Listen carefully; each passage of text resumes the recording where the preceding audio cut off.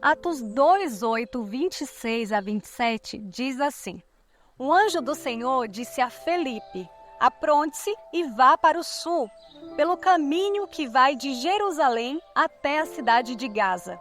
Pouca gente passava por aquele caminho. Felipe se aprontou e foi. O que você faria se Deus te falasse para ir a um determinado lugar?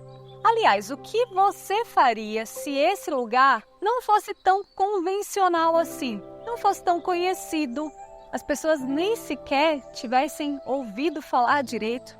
Essa história que eu acabei de ler aqui com vocês, ela começa com uma ordem: apronte-se e vá. O Espírito de Deus disse para Felipe que ele fosse para um determinado lugar. E quando ele estava nesse caminho, a história nos conta que ele avistou uma carruagem e ele começou a se aproximar dessa carruagem. E ao se aproximar, ele ouviu que o homem que estava lá dentro lia algo que era familiar a Felipe. Felipe, que foi um dos primeiros discípulos de Jesus. Ele estava lendo o livro do profeta Isaías. Ele então se aproxima e pergunta para o homem: Você entende o que você está lendo? E o homem prontamente responde: Não entendo. Como é que eu vou entender se eu não tenho ninguém para me explicar? O homem então convida Felipe para subir na carruagem e fazer a viagem junto com ele.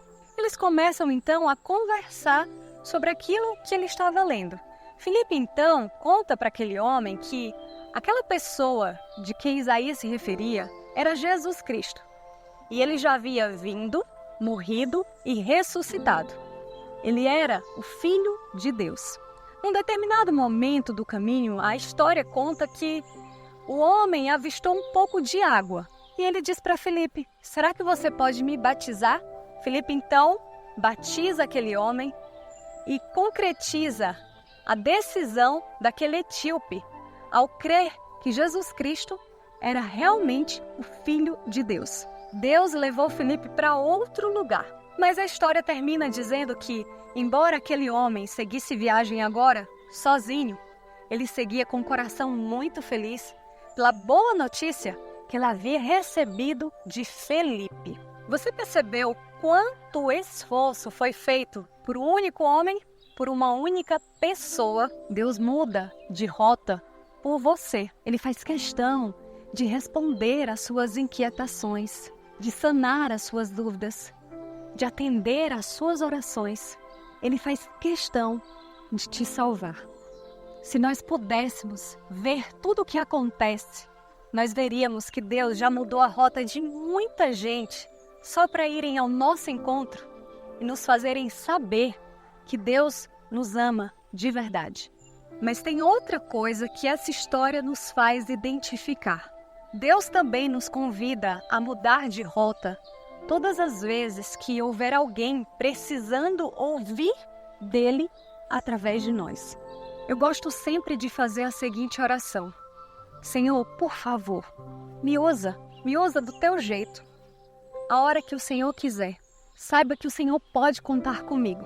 Se houver algum filho teu te pedindo algo que eu possa levar, que eu possa falar, que eu possa dar, por favor, Senhor, me passa o endereço dessa pessoa, me passa o contato dela, faz com que a gente se conheça de alguma forma, porque eu quero muito, Senhor, que o Senhor saiba que todas as vezes que o Senhor precisar cumprir uma missão na vida de alguém, por favor, Senhor, me usa.